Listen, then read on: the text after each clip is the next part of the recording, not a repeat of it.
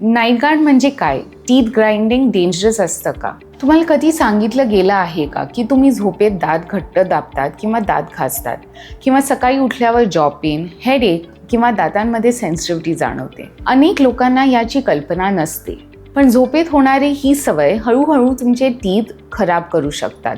आणि सर्वात मोठी गोष्ट म्हणजे हे अनेक वेळा तुम्हाला स्वतःलाही कळत नाही. आज आपण समजून घेणार आहोत नाईट गार्ड म्हणजे काय आणि टीथ ग्राइंडिंग खरंच किती डेंजरस आहे. समजा तुम्ही झोपेत घट्ट दात घासतात, ह्याला आपण ब्रक्सिझम म्हणतो.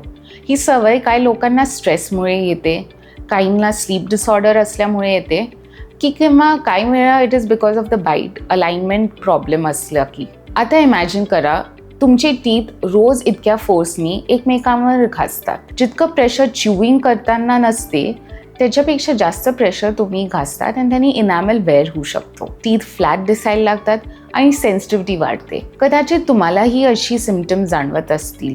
सकाळी जॉ पेन, हेडेक आणि टीथ सेन्सिटिव्हिटी जाणवतात आणि इयर एरियामध्ये डिस्कम्फर्ट जाणवते किंवा टीथ वोन आउट दिसतात किंवा there is a slip disturbance आणि अनेक लोक हे इग्नोर करतात. आता इथे एक मोठी गोष्ट आहे, टीथ ग्राइंडिंग दिसत नाही पण डॅमेज रिअल असतं. समजा दोन दगड घासले जातात एकमेकांवर तर दगड स्मूथ आणि वीक होतात. पण यापेक्षाही मोठा इश्यू म्हणजे हळूहळू जॉची जॉईंट्सवर स्ट्रेन येतो आणि याला TMJ प्रॉब्लेम म्हणतात. आता प्रश्न पडतो, नाईट गार्ड म्हणजे काय? नाईट गार्ड म्हणजे एक कस्टम मेड सॉफ्ट किंवा हार्ड अप्लायन्स असतो जो झोपताना टीथवर बसवला जातो. ह्यावर टीथला डिरेक्ट कॉन्टॅक्ट पासून प्रोटेक्ट करतो, म्हणजे टीथ घासले जात नाही. पण गार्ड डॅमेज अब्झॉर्ब करतो. अनेक लोक विचारतात, हे परमनंट सोल्युशन आहे का?